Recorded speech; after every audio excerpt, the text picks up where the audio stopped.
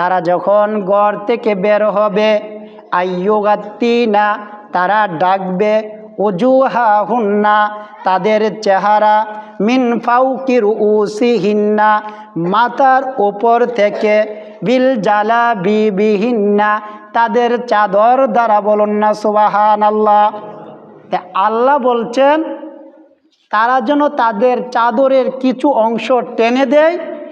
এ আয়াতের ব্যাখ্যায় সাহাবী আব্দুল্লাহ ইবনে আব্বাস রাদিয়াল্লাহু তাআলা আনহুমা বলছেন আল্লাহ সকল নারীদেরকে আদেশ করেছেন তারা যেন তাদের চাদরের কিছু অংশ দিয়ে মাথার উপর থেকে তাদের চেহারা ঢেকে ফেলে, তাদের চেহারা যেন আবৃত করে পর্দা করে তারপরে ঘর থেকে বের হয়। বলুন না সুবহানাল্লাহ। ওয়াইদা সাআলতুমুহুন্না মাতাআ যখন তোমরা আম্মা জানদের কাছে কোনো কিছু চাইবা বা কোনো কিছুর প্রয়োজন হবে, ফাসআলুহুন্না কিভাবে চাইবা আল্লাহ রাব্বুল আলামিন শিখিয়ে দিচ্ছেন, ফাসআলুহুন্না মিন ওয়ারাই হিজাব তখন তোমরা পর্দার আড়াল থেকে চাইবা। বলুন না সুবহানাল্লাহ। ধরেন এটা একটা পর্দা, সাহাবী এ পাশে আম্মা জান ওই পাশে, এই পর্দার আড়াল থেকে চাওয়ার কথা আল্লাহ বলছেন ফাসআলুহুন্না মিন ওয়ারাই হিজাব। তোমরা যখন চাইবা আম্মা জানদের কাছে কোনো প্রয়োজনীয় কথাবার্তা বলবা পর্দার আড়াল থেকে কথাবার্তা বলবা। এখন পর্দার আড়াল থেকে কথাবার্তা বলার মানে কি এরকম যে আম্মা জানদের পুরা শরীরটা পর্দার ভিতরে আর মুখটা পর্দার বাইরে, এরকম নাকি? ওয়াকুল্লিল মুমিনাতি ইয়াগুদুদনা মিন আবসারিহিন্না ওয়াহফাজনা ফুরুজাহুন্না ওয়ালা ইবদিনা যিনাতাহুন্না ইল্লা মা যাহারা মিনহা। আল্লাহ রব্বুল আলামিন বলেন হাবিব আপনি সকল মুমিন নারীদেরকে বলে দিন ইয়াগুদুদনা মিন আবসারিহিন্না তারা যেন তাদের দৃষ্টি শক্তিকে নিচু করে অবনীত করে, ওয়াহফাজনা ফুরুজাহুন্না এবং তারা যেন তাদের লজ্জা স্থানের হেফাজত করে, ওয়ালা ইউবদিনা যিনাতাহুন্না এবং তারা যেন তাদের সৌন্দর্যকে প্রদর্শন না করে, ইল্লা মা যহারা মিনহা তবে যা প্রকাশ পেয়ে যায় তা ভিন্ন, ওয়ালিয়াদরিবনা বিখুমুরিহিন্না আলা জুয়ুবিহিন্না নারীরা যখন ঘর থেকে বের হবে তাদের গ্রীবা এবং বক্ষদেশ যেন আবৃত করে ডেকে ঘর থেকে বের হয়। এ আয়াত নাজিল হওয়ার পর আম্মা জান আয়েশা সিদ্দিকা রাদিয়াল্লাহু তাআলা আনহা বলেন রহিমাল্লাহু নিসাআল মুহাজিরাতিল উওয়াল আল্লাহ রাব্বুল আলামিন প্রথম হিজরতকারিনী নারীদের উপর রহম করুক। সকলে বলে আমিন। তারপর আম্মা জান বলেন লাম্মা আনজালাল্লাহু ওয়াল ইয়াদরিবনা বিখুমুরিহিন্না আলা জুয়ুবিহিন্না এ আয়াত যখন নাজিল হলো যে নারীরা তোমরা গ্রীবা এবং বক্ষদেশ আবৃত করে ঘর থেকে বের হবা, আম্মা জান বলেন শাক্কাকনা মুরুতাহুন্না ফাক্তামারনা বিহি তখন নারীরা তাদের চাদরের কিছু অংশ ছিঁড়ে গ্রীবা এবং বক্ষদেশ আবৃত করলেন। বলুন না সুবহানাল্লাহ। আমরা এটা সূরা আহজাবের 53 নম্বর আয়াত থেকে জানবো। আল্লাহ বলেন ইয়া আইয়ুহান নাবিয়্যু কুল্লি আজওয়াজিকা ওয়া বানাতিকা ওয়া নিসাইল মুমিনিনা ইউদনিনা আলাইহিন্না মিন জালাবিবিহিন্না। আল্লাহ বলেন হে নবী কুল আপনি বলুন লি আজওয়াজিকা আপনার স্ত্রীগণকে বিবিদেরকে, ও বানাতিকা আপনার কন্যাদেরকে, ও নিসাইল মুমিনিনা মুমিন সকল নারীদেরকে, ইউদনিনা তারা যেন টেনে দেয়, আলাইহিন্না তাদের নিজেদের উপর, মিন জালাবিবিহিন্না চাদরের কিছু অংশ। বলুন না সুবহানাল্লাহ। আল্লাহ বলতেছেন ভালো করে বোঝেন, আল্লাহ বলতেছেন নবী আপনি বলে দেন আপনার বিবিদেরকে, আপনার কন্যাদেরকে এবং পৃথিবীর সকল মুমিন নারীদেরকে তারা যেন টেনে দেয় তাদের নিজেদের উপর মিন জালাবিবিহিন্না চাদরের কিছু অংশ। এখন আল্লাহ বলছেন তাদের চাদরের কিছু অংশ যেন তাদের শরীরের উপরে টেনে দেয়। কোথায় টেনে দেওয়ার কথা সেটাও বলেন নাই, মুখ ঢাকার কথা সেটাও বলেন না। আল্লাহ বলছেন যে নবী আপনি বলে দেন তারা যেন তাদের চাদরের কিছু অংশ টেনে দেয়। তো এখানে তো মুখ ঢাকার কথা নাই। তো আমরা দেখব এ আয়াতের ব্যাখ্যা কি বলছে। পৃথিবীর সর্বশ্রেষ্ঠ তাফসির কারক রইউসুল মুফাসসিরিন হজরতে আবদুল্লাহ ইবনে আব্বাস রাদিয়াল্লাহু তাআলা আনহুমা, সকল মুফাসসিরদের তাজ, মাতার মুকুট আবদুল্লাহ ইবনে আব্বাস রাদিয়াল্লাহু তাআলা আনহুমা এ আয়াতের ব্যাখ্যায় বলেন, আমারাল্লাহু নিসাআল মুমিনিনা ইযা খারাজনা মিন বুয়ুতিহিন্না ফি হাজাত আইয়ুগাত্তিনা উজুহাহুন্না মিন ফাওকি রুউসিহিন্না বিল জালাবিবিহিন্না। আবদুল্লাহ ইবনে আব্বাস রাদিয়াল্লাহু তাআলা আনহুমা বলেন, আল্লাহ রব্বুল আলামিন পৃথিবীর সকল নারীদেরকে আদেশ করেছেন, ইযা খারাজনা মিন বুয়ুতিহিন্না ফি হাজাত, তারা যখন ঘর থেকে বের হবে, আইয়ুগাত্তিনা তারা ডাকবে, উজুহাহুন্না তাদের চেহারা, মিন ফাওকি রুউসিহিন্না মাথার উপর থেকে, বিল জালাবিবিহিন্না তাদের চাদর দ্বারা। বলুন না সুবহানাল্লাহ। আল্লাহ বলছেন তারা যেন তাদের চাদরের কিছু অংশ টেনে দেয়।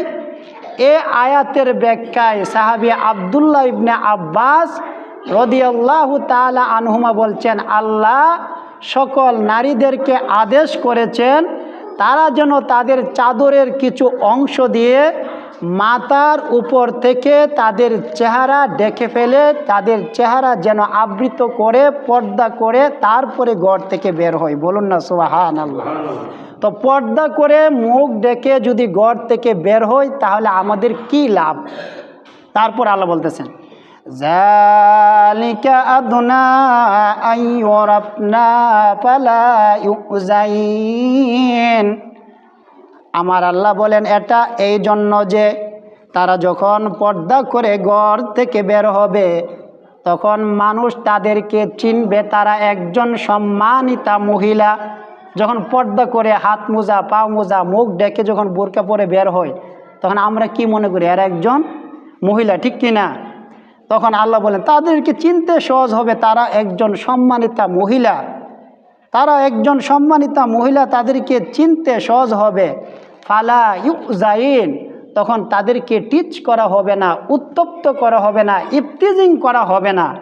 নবীর যুগে একদল যুবক থাকতো, তারা বাইরে অপেক্ষা করত যে নারীরা কখন তাদের প্রয়োজনের জন্য ঘর থেকে বের হবে, বের হলেই তারা খারাপ উদ্দেশ্য নারীদের উপরে ঝাঁপাইয়া পড়ত। যেমন বর্তমান সমাজে একদল যুবক স্কুল কলেজ এর মূল ফটকের পাশে চায়ের দোকানের সামনে দল বেঁধে বসে থাকে, কখন মেয়েরা স্কুল থেকে কলেজ থেকে বের হবে তাদেরকে টিটকারি মস্কারি করার জন্য। ঠিক নবীর যুগে এরকম যুবক কিছু ছিল, তারা নারীরা কখন ঘর থেকে বের হবে, তাদেরকে খারাপ উদ্দেশ্য কিভাবে আক্রমণ করা যায় সে অপেক্ষায় তারা বসে থাকত। এই জন্য যদি পর্দা করে বের হয় তখন আল্লাহ বলেন যালিকা আদনা আইয়ুরাফনা ফালা ইউযাইন, তারা যে একজন সম্মানিতা নারী, তাদেরকে চিনতে সহজ হবে, তাদেরকে আর টিচ করবে না, উত্তপ্ত করবে না, ইফতিজিন করবে না। বলুন না সুবহানাল্লাহ। সূরা আহজাবের 53 নম্বর আয়াতে আল্লাহ বলেন, ওয়া ইযা সাআলতুমুহুন্না মাতাআন ফাসআলুহুন্না মিন ওয়ারাই হিজাব।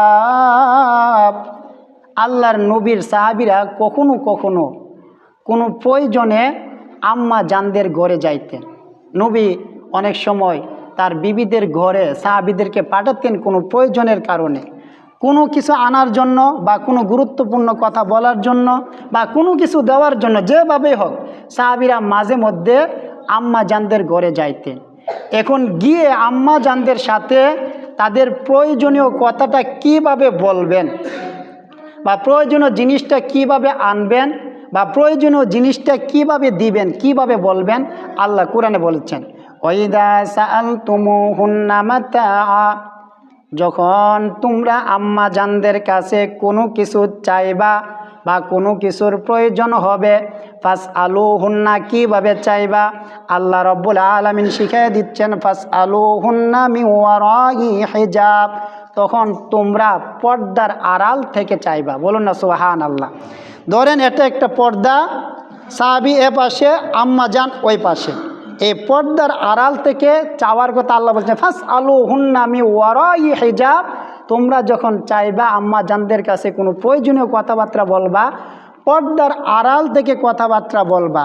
এখন পর্দার আড়াল থেকে কথাবার্তা বলার মানে কি এরকম যে আম্মা জানদের পুরা শরীরটা পর্দার ভিতরে আর মুখটা পর্দার বাইরে, এরকম নাকি?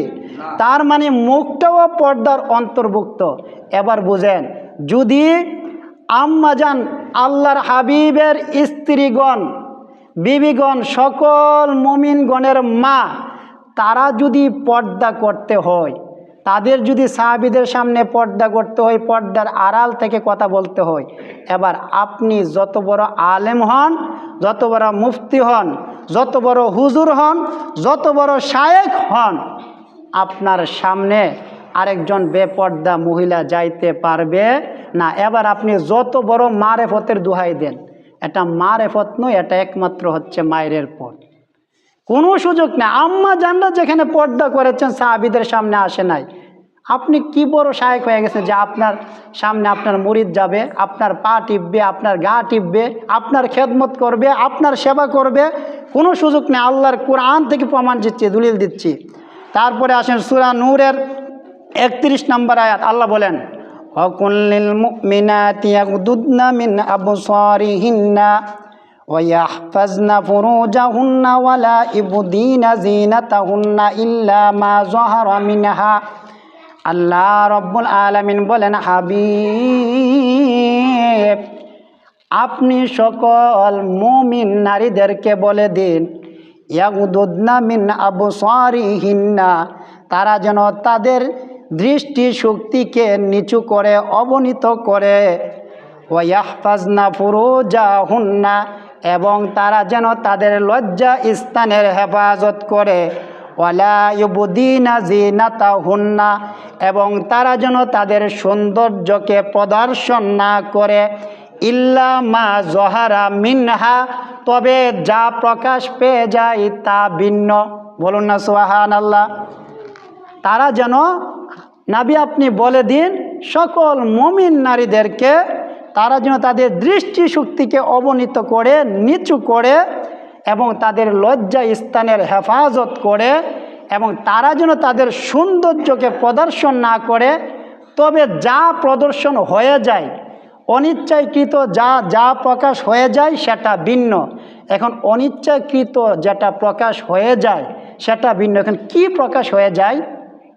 ইল্লা মা জহারা মিনহা, এ আয়াতের ব্যাখ্যায় হযরত আব্দুল্লাহ ইবনে মাসউদ রাদিয়াল্লাহু তাআলা আনহু বলেন, কোন সে আব্দুল্লাহ ইবনে মাসউদ যার ব্যাপারে রাসূল বলেছেন আল্লাহ কিভাবে কোরআন নাজিল করেছে তোমরা কি জানতে চাও? আমার ইবনে মাসউদ যেভাবে কোরআন তেলাওয়াত করে আল্লাহ সেভাবে কোরআন নাজিল করেছেন। বলুন না সুবহানাল্লাহ। এই ইবনে মাসউদ রাদিয়াল্লাহু তাআলা আনহু বলেন, ইল্লা মা জহারা মিনহা দ্বারা আল্লাহ বুঝিয়েছেন নারীরা পর্দা করার পরে, চাদর ব্যবহার করার পরে, বুরকা পরার পরে, তাদের যে বুরকার ভিতরে যে জামা পরে, সে জামাটা যদি অনিচ্ছাকৃতভাবে বুরকা থেকে বের হয়ে যায়, সেটা যদি প্রকাশ পেয়ে যায়, সেটা আমার আল্লাহ মাফ করে দিবেন। বলুন না সুবহানাল্লাহ।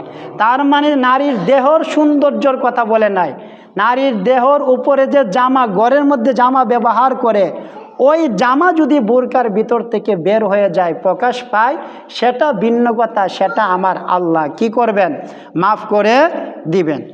তারপরে আল্লাহ বলেন ওয়ালিয়াদরিবনা বিখুমুরিহিন্না আলা জুয়ুবিহিন্না, নারীরা যখন ঘর থেকে বের হবে তাদের গ্রীবা এবং বক্ষদেশ যেন আবৃত করে ডেকে ঘর থেকে বের হয়।